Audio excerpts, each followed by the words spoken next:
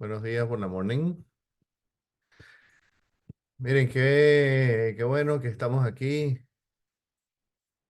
Gracias a Dios tenemos otra oportunidad de meternos en la palabra, ¿verdad? De meternos en la historia. Esta es la historia nuestra también. Esta es la historia del pueblo de Dios.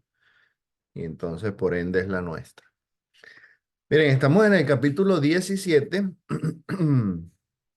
Y en estos capítulos que vienen, nos encontramos con una historia bien interesante, fascinante, que en realidad se centra en el rey Josafat. El rey Josafat es el cuarto rey de Judá y él reina más o menos en el año 873 antes de Cristo, cuando él empieza con, con su reinado, ¿no? El rey anterior era su papá y su papá Asa fue el primer rey piadoso, por decir, entonces, de, de Judá. Los reyes de Judá, por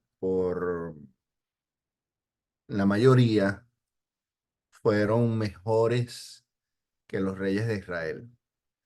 Acuérdense que la tribu, la nación se divide en dos partes. Hay 10 tribus al norte que se llaman Israel, tienen su capital en Samaria. Las dos tribus del sur, Judá y Benjamín, se conocen entonces como Judá, tienen su capital en Jerusalén. Y los reyes de las tribus del sur fueron, sí, entonces más piadosos que, que los del norte. Como dijo este, mi hermano Ilender ayer en su estudio, ah, ah, eh, no, mentira. Él dice que en el capítulo 16 en el versículo 9, él leyó que decía, el Señor recorre con su mirada toda la tierra y está listo para ayudar a quienes le son fieles. Eh, el Señor está en todas partes, en realidad. Y sí, eh, se da cuenta, Él se da cuenta de lo que está pasando, de nuestro corazón, de lo que nosotros hacemos también. Entonces, me interesó muchísimo la historia de Josafat porque podemos ver muchos ejemplos, muchas cosas que nosotros podemos hacer y aprender, que en gran parte es el propósito de estas historias, del Antiguo y del Nuevo Testamento, de la misma vida de Jesús también. Nosotros podemos aprender, imitar lo bueno, desechar lo malo, estar conscientes que le pasó a él, me puede pasar a mí. Nos tenemos que quitar esa idea de porque Dios me conoce, Él me perdona, Él sabe quién soy yo, Él sabe que mis intenciones son buenas. Eso le pasó a mucha gente en la historia bíblica. Entonces nosotros no nos podemos, no podemos ni confiar ni refugiarnos en, en lo que nos gustaría que pasara, sino tenemos que ver de manera lo más objetivo posible nuestra relación con Dios y lo que nosotros estamos haciendo como respuesta a su misericordia, a su amor. Entonces, versículo 1, estamos en el capítulo 17. Esta es la historia de Josafat. Eh, Al rey Asa lo sucedió en el trono su hijo Josafat. Bueno, acuérdense, un paréntesis también. Estos son los tiempos de Elías, del profeta Elías, según los libros de Reyes también. Y eran los tiempos en el que Acab, rey de Israel, introduce entonces y fomenta esa adoración a los Baales. Es eh, un desenfreno del pueblo de Israel también, y algunos de Judá, que entonces empiezan a adorar estos dioses, que era Baal, era el dios principal, cananita, por ejemplo, ¿no? hasta de Babilonia, de allá, de esa gente lejos que venía también, de toda esa zona de Canadá, más que todo. Entonces dice, el rey Asa lo sucedió en el trono su hijo Josafat, quien se impuso a la fuerza sobre Israel. Entonces miren lo que empieza a hacer el hombre. Primero ya nos da la primera pista de bendición. Él se impone ante Israel. Colocó tropas en todas las ciudades fortificadas de Judá y guarniciones en el territorio de Judá y en las ciudades de Efraín que su padre Asa había conquistado. Entonces, acuérdense que las ciudades de Efraín están en el territorio de Israel, están al norte de Jerusalén. Su papá Asa invadió, llegó y conquistó también esas ciudades de Efraín. Versículo 3. El Señor estuvo con Josafat porque siguió el ejemplo inicial de su padre, pues no buscó a los Baales, sino al Dios de su padre. Obedeció los mandamientos de Dios y no siguió las prácticas de los israelitas. Por eso el Señor afirmó el reino en sus manos. Entonces, los éxitos, las victorias, cualquiera que sea, de reyes o de comunes, como nosotros, son bendiciones de Dios. El hombre lo que hizo, empezó a hacer, él sigue el ejemplo de su papá, hace las cosas buenas, pero las supera inclusive. Este señor hizo cosas tremendas, eso es de mucha valentía, de mucha determinación, solamente hacer lo que están describiendo estos primeros versículos aquí. Él El Señor, dice el versículo 3, el Señor estuvo con Josafat y da las razones por qué. Entonces, ahí empezamos a vernos nosotros mismos. ¿Qué hacemos nosotros? ¿Qué haces tú? ¿Qué hago yo? Con Dios, con mi relación personal con Él, eh, me esfuerzo a pesar de miedo, a pesar de retos, a pesar de obstáculos, de lo que sea. ¿Qué hacemos entonces nosotros con lo que sabemos que tenemos que hacer, que es obedecer a Dios, que estar en la presencia de Dios, buscar, seguir el ejemplo de los héroes de la fe? Los héroes de la fe no están solamente aquí en la Biblia. Tenemos gente que con otros años de experiencias, con otras experiencias, no necesariamente tienen que ser más que las nuestras. Eh, Nos damos cuenta que sí temen a Dios y esas cosas también se pueden imitar. No imitamos solamente a los más viejos, a, a los que pasaron por cosas demasiado difíciles, imitamos al fiel, al que se somete, al que busca, al que está alabando a Dios constantemente. Miren lo que dice el versículo 3 también, que me pareció interesante aquí. Dice, el Señor estuvo con Josafat porque siguió el ejemplo inicial de su padre. Una eh, de las cosas que pasan entre la gente en la iglesia, ¿no? Entre nosotros, el pueblo de Dios, es que muchas veces la gente empieza bien y después se va apartando. Eh, Cantidades de hermanos. Y puedo hablar inclusive del hermano que me bautizó a mí hace bastante tiempo ya. Eh, Hay muchísimas cosas buenas que él hacía en esos primeros años que yo me bauticé y después mis años de cristianismo. Pero el hombre no siguió igual. Entonces, está y no está y viene y se va y hace cosas, desastre. Pero eso en mi perspectiva no me quita las cosas buenas que él hizo en un tiempo, que hizo inicialmente, que hizo al principio. Eh, y eso lo me refiero yo en cuanto a cómo lo veo yo, que puedo imitar, que puedo hacer. No en su relación con Dios, eso ya es entre él y Dios. Yo me refiero es que a pesar de esas cosas que él haya hecho después, en ese tiempo inicial, el tipo fue un ejemplo y un trabajador incansable por el evangelio, por la obra. Entonces, sí hay cosas dignas de imitar a pesar que la gente cometa errores después, ¿verdad?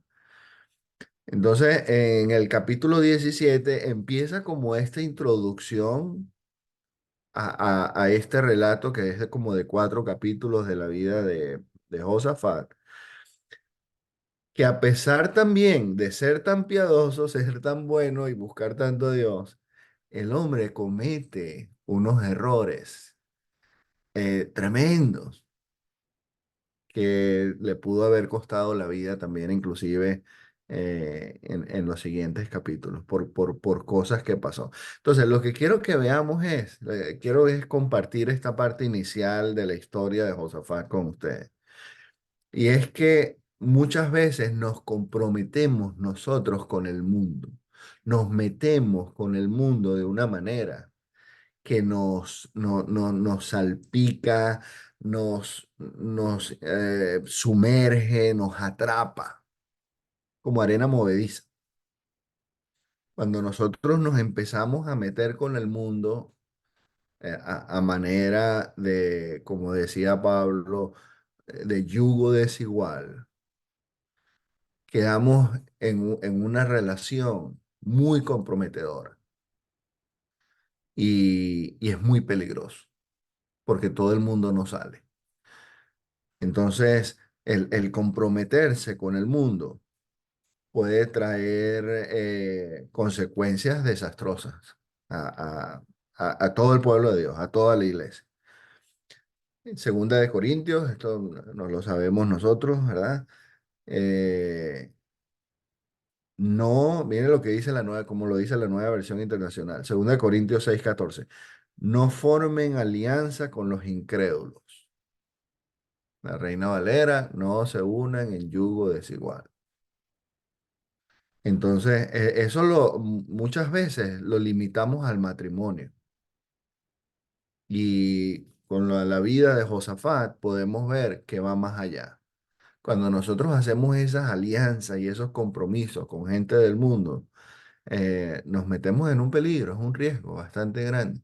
Entonces, claro que sí, por supuesto que en el matrimonio, los que estén solteros aquí, los que están solteras, para que escuchen, si están anotando, anoten esto. No te cases con gente que no es cristiana. No te estés metiendo en problemas que va a ser muy difícil de salir. Relaciones, compromisos, alianzas, es muy complicado. Y como le pasó a Josafat también, eso lo vamos a estar viendo en los otros capítulos que vienen, porque es muy descriptivo y muy fácil para ver también. Pero al principio parece inofensivo.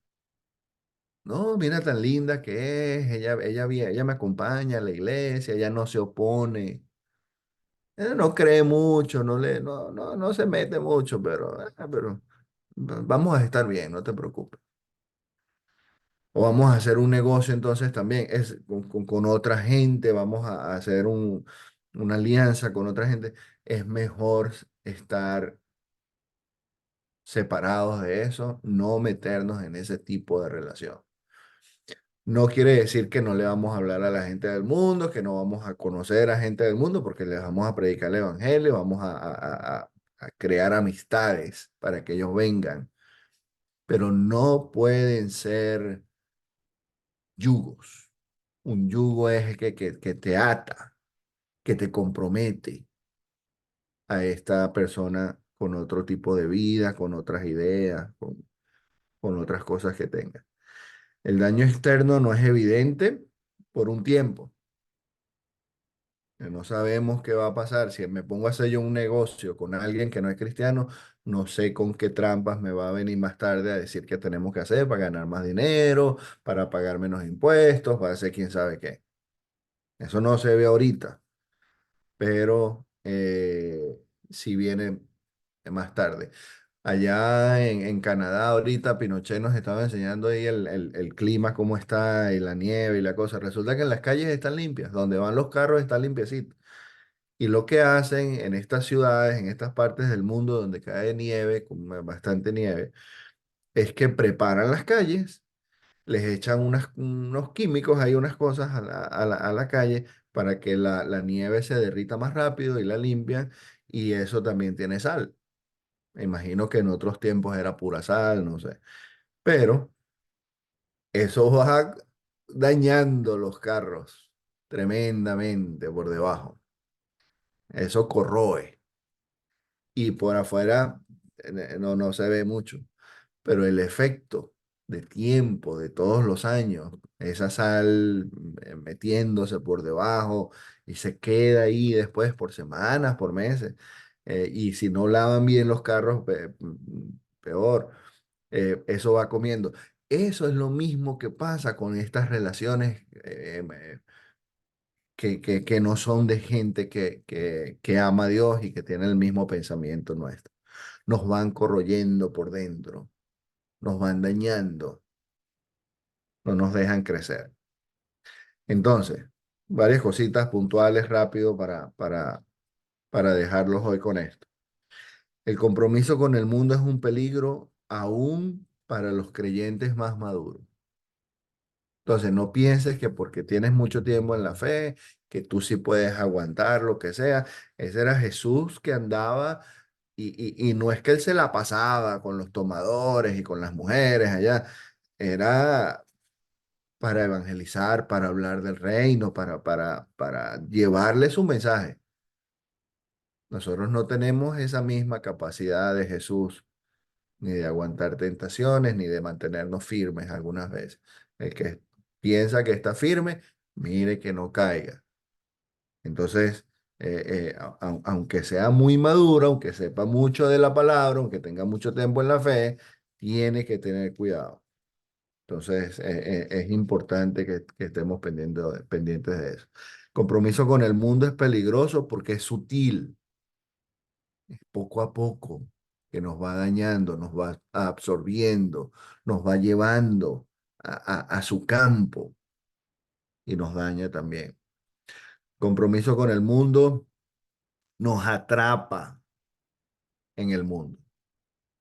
Nos atrapa, nos envuelve, llega un momento en que no hay salida. Y eso es como que nos sumerge. Empieza con las relaciones equivocadas. Empieza cuando empezamos a tener relaciones con otra gente que no deberíamos. Entonces, la historia de Josafat nos puede ayudar si tenemos que tomar decisiones en estas cosas. En el matrimonio, con los amigos, la vida social, con quién pasamos más tiempo, con quién vamos al cine, con quién comemos, a qué fiesta vamos. Todas esas cosas importantes. Todas esas cosas importan. Otra vez, no es que nos vamos a ir a ningún lado, pero no puede ser las relaciones más estrechas, más frecuentes, más íntimas. Y a la final, los negocios. Cuidado con quién hacemos negocios. ¿Qué tipos de negocios hacemos? ¿Con qué tipo de gente las hacemos? Entonces, en estos días que vienen, vamos a estar estudiando un poquito más de Josafat con eventos, cosas que pasaron para que nosotros podamos aprender y, como el sabio, evitar caer en los errores en que este hombre cayó y casi le cuesta la vida. Entonces, en vez de ser necios, ¿verdad? Caemos nosotros y aunque nos están advirtiendo, seguimos, vamos a ser sabios y vamos a usar esta historia para aplicarla a nuestra vida, acercarnos más a Dios y mantenernos en el camino del Señor. Vamos a orar. Padre, te damos muchísimas gracias. Te damos gracias por esta mañana, gracias por esta comunión dulce con nuestros hermanos. y contigo también, Padre. Te amamos mucho, Señor. Te damos gracias porque nos dejas estas historias que hablan de nosotros, que nos enseñan, que nos indican el camino correcto.